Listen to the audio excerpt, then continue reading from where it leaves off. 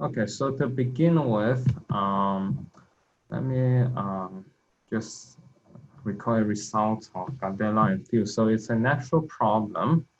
If P is greater than equal to 1 less than infinity, but not equal to 2, it is a natural problem to consider when there's a C-star algebra a given C-star algebra A, when can we embed that into the Banach algebra B of capital LP. So we treat the C-star algebra as a Banach algebra and then consider the question of when it is isometrically isomorphic to a subalgebra of this Banach algebra, the algebra of all operators on capital LP. Here, capital LP is in a more general sense. It could be a non-separable LP space, just LP of some measure space. And this LP could also be little LP when the measure space is the discrete countable set. So it's a natural question to consider this, and Gardella and Thiel show that this can happen precisely when the C-star algebra is commutative. Okay, so the idea of the proof is this. One direction, if A is commutative, then it's C of some space X. And then if A is C of X, continuous function on some space X, then we can map that to this space via a diagonal representation. So this is the easier direction. For the other direction, the only way a C-star algebra can be embedded in this sense to the Banach algebra of operators on capital LP is when the C-star algebra is commutative. So why is this true? So the key reasoning behind this is that a C-star algebra has many unitaries. You can easily construct a lot of unitaries in a C-star algebra. However, if you have a unitary and if the image of that unitary under an embedding will satisfy this, there are not that many invertible elements in the Banach algebra for operators on capital LP satisfying this one. So Lamperti showed that the only element in the Banach algebra satisfying this condition are compositions of multiplication operators and this composition operators. So compositions of these are all the possible invertible elements of this Banach algebra satisfying this condition. So if we can embed A into this isometrically, then you can find a lot of unitaries, but the image of these unitaries in this algebra, there are not that many. And if you exploit this fact, one can show that the only way this can happen is when the C-star algebra is commutative. Okay, so that's a characterization. Okay, so there are actually two ways you can embed a Banach algebra into another Banach algebra. So first, two Banach algebra isometrically isomorphic. If we can find a bijective homomorphism from one to another, and it's non-preserving. Isomorphic, where you drop the word isometrically, is you relax this condition rather than be equal to, it's up to a constant equivalent.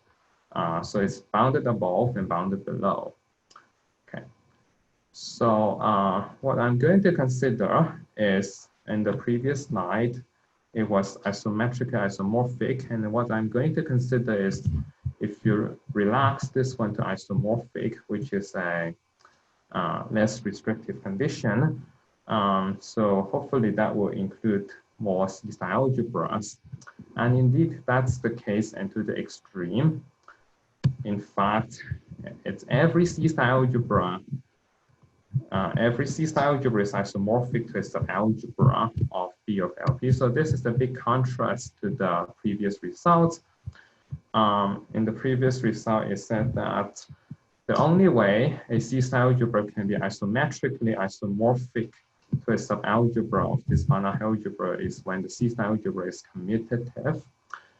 But what is in fact true is that all C-star algebras are isomorphic to subalgebras of this finite algebra. Once again, this capital LP could be non-separable LP space, but if this C-star algebra is separable, it can be chosen to be the regular LP.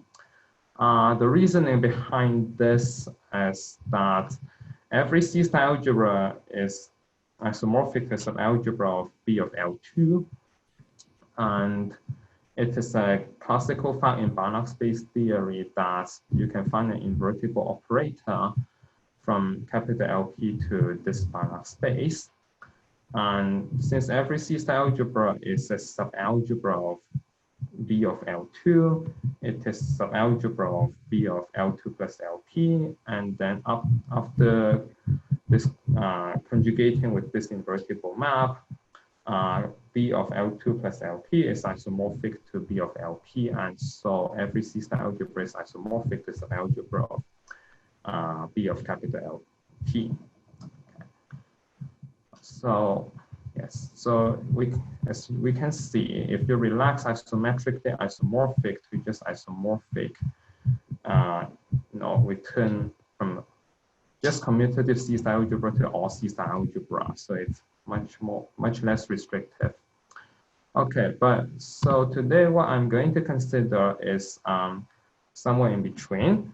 Rather than capital LP, I consider little LP.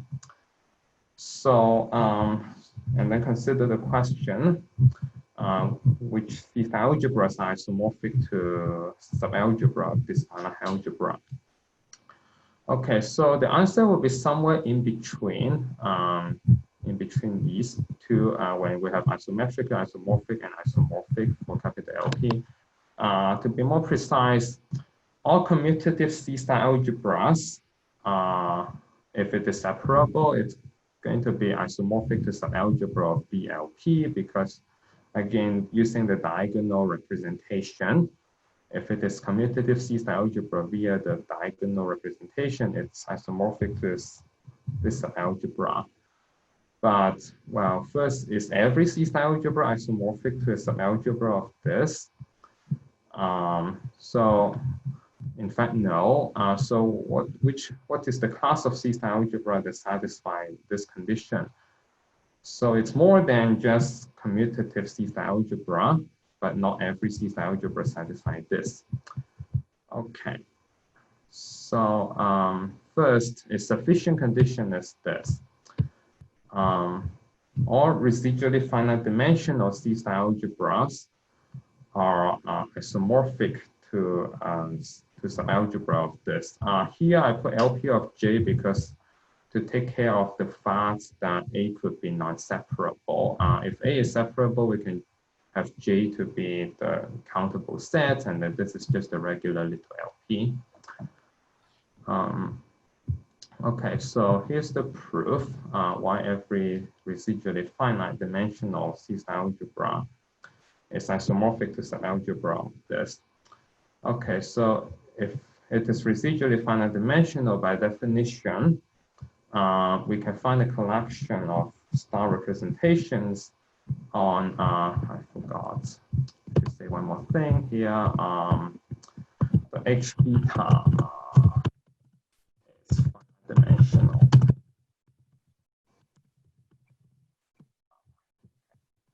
So the H beta here has to be finite dimensional. If it is residually finite dimensional, we can find a collection of star representation of this C-star algebra on finite dimensional Hilbert spaces, and they satisfy this condition. Okay, having this collection, we can define a representation from the C-star algebra A to B of this Banach space. So this Banach space is the LP sum of these collection of Hilbert spaces. So it just maps every element A in the C-star algebra to the direct sum of all these phi beta. So using this property, then we will have that phi is an isometry and it's also a homomorphism. And so A is actually isometrically isomorphic to a subalgebra of this. And then it is a classical result of Pelczynski in finite space theory that if all these H beta are finite dimensional Hilbert spaces, if you take the LP sum of finite dimensional Hilbert spaces, it's going to be linearly homeomorphic. You can find invertible map from this onto this for some set J. And if this is separable, then this could be taken to be the regular little LP. So they're not isometrically isomorphic finite spaces, but they are linearly homeomorphic. And so B of this finite space is isomorphic to B of this finite space, the algebra of operators on this finite space.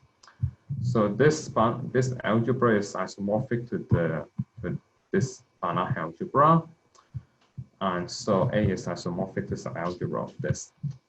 Okay, so this gives a sufficient condition of when a C-star algebra is isomorphic to a subalgebra of this.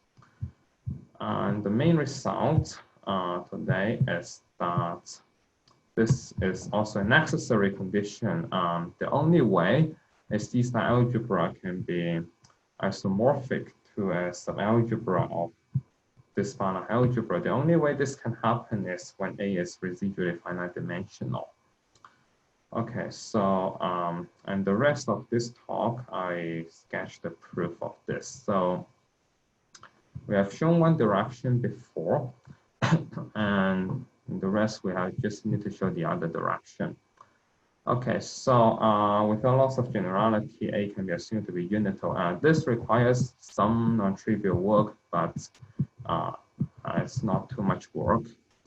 Okay, and let's start with the unital homomorphism. Okay, so if we assume this, we in fact have a unital homomorphism that is bounded above and bounded below. But to start with just a unital homomorphism. So the first step, and this is actually the main step, is to prove this compactness property. So for every given X in this finite space, the set of phi AX for A in the unit ball of the C-star algebra, that's relatively non-compact. So the non-closure is non-compact in this LP. So this is the main step. I will postpone the proof of this. And then from here, so everything here is in LP, X is in LP, this set is in LP. From here, we want to transform everything to Hilbert space. Again, this is a non-trivial step, requires some work, but it is true. What is true is that if you take any element of the C-star algebra satisfying this, the phi of that element, if it is non-zero, then you can use GNS type construction, a construction similar to GNS. And from here, you can transform the context here from LP to Hilbert space. Just, you know, here X is in LP, here X is a Hilbert space, but here is phi. We have another homomorphism to a B of H for some Hilbert space H, but we still have the same compactness property. And also, if phi of A0 is assumed to be non-zero, then eta of A0 is non-zero. Okay, so from here to here is via a GNS type construction, where we can transform LP to Hilbert space. Okay. After that, we can apply some standard result in operator algebra in ergodic theory. So this is a homomorphism satisfying this property. So it's purely non-weakly mixing. So without a weakly mixing part, we can write this homomorphism as a direct sum of finite dimensional representation. So you can decompose this H as the direct sum of finite dimensional Hilbert spaces, where each finite dimensional Hilbert space is invariant under this eta.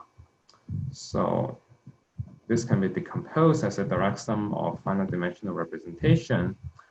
And then we just pick one of them so that this eta H0 restricted on that invariant subspace is non-zero.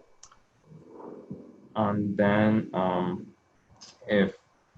the map that sends A to eta A restricted on that finite dimensional Hilbert space will define a finite dimensional representation that sends A0 to a non-zero operator.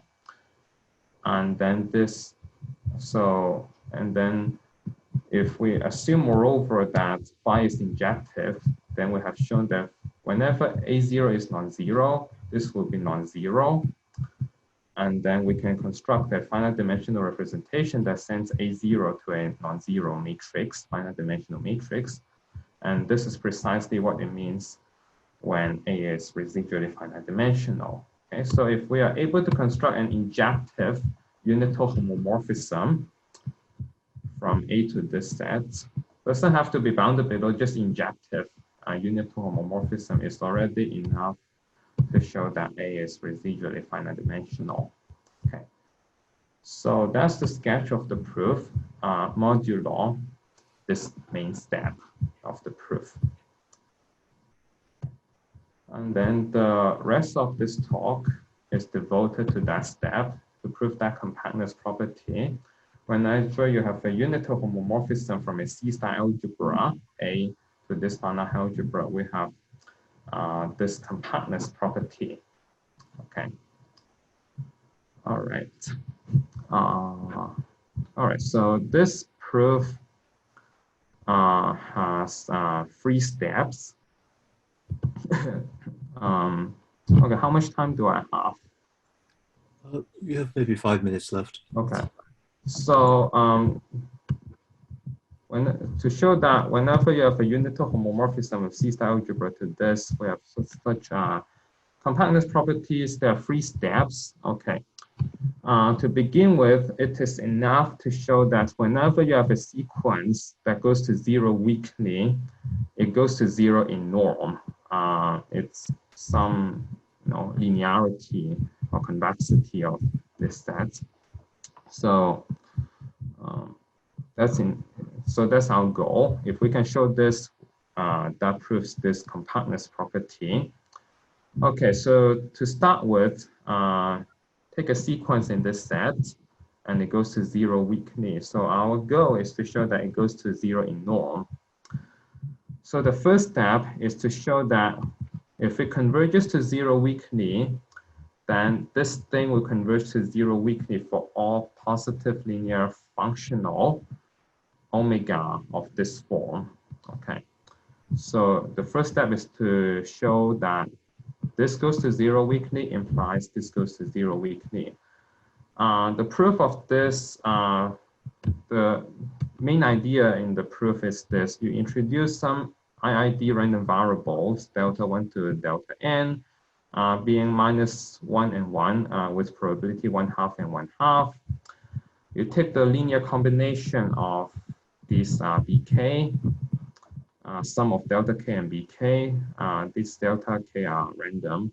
You put absolute value. So this is the square root of this element adjoint multiplied by itself. So the square root of this, the adjoint of this times itself, which is I put absolute value, and then it will satisfy this inequality. So this will follow from the Holder's inequality. And this, if you have seen the proof of Khinchin's inequality for p equal to 1, that's precisely what's needed in the proof of Khinchin's inequality for p equal to 1.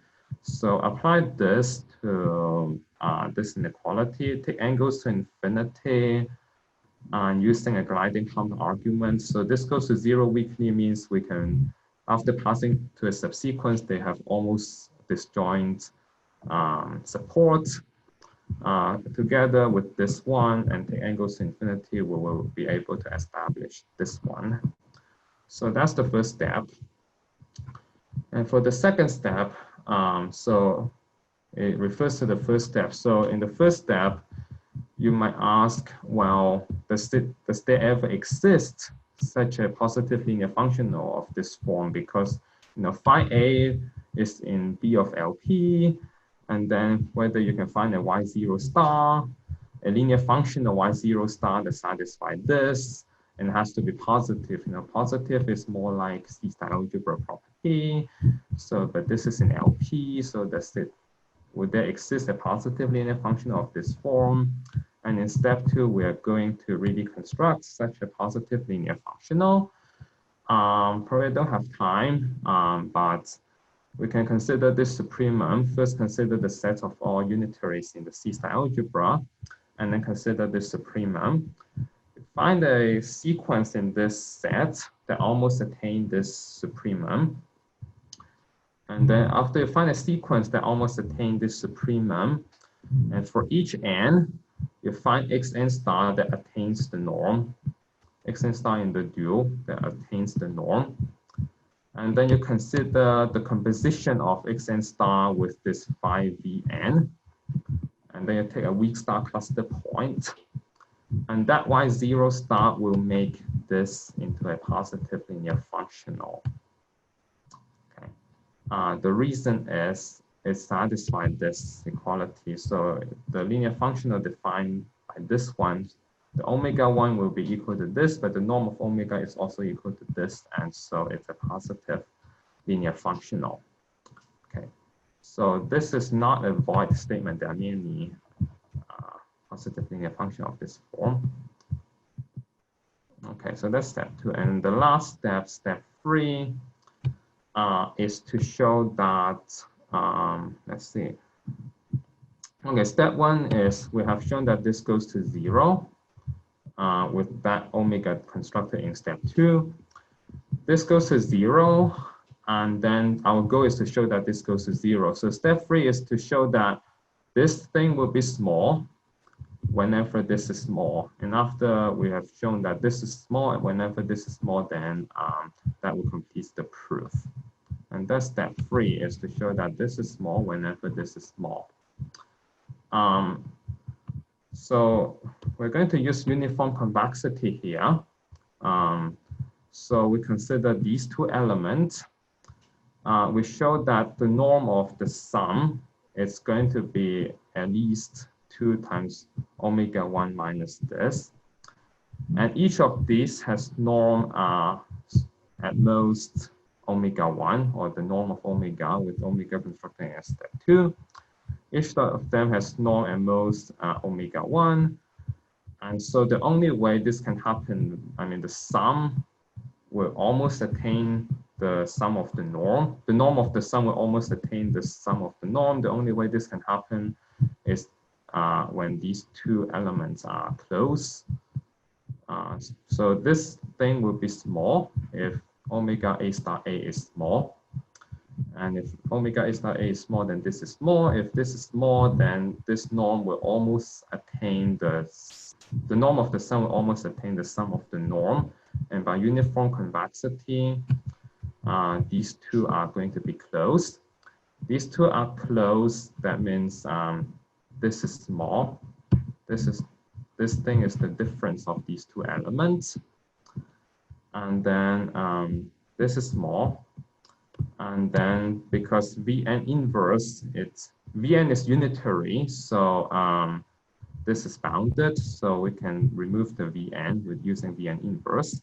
This is small, and then we can remove the absolute value because you can write A as this one, and then we can remove the absolute value, and then this will be small, and that completes the proof. And so we have shown whenever this is small, if this is small, but in step 1, we have shown that this thing, omega of bk star bk goes to 0. So this thing for a equal to bk will go to 0, and that completes the proof.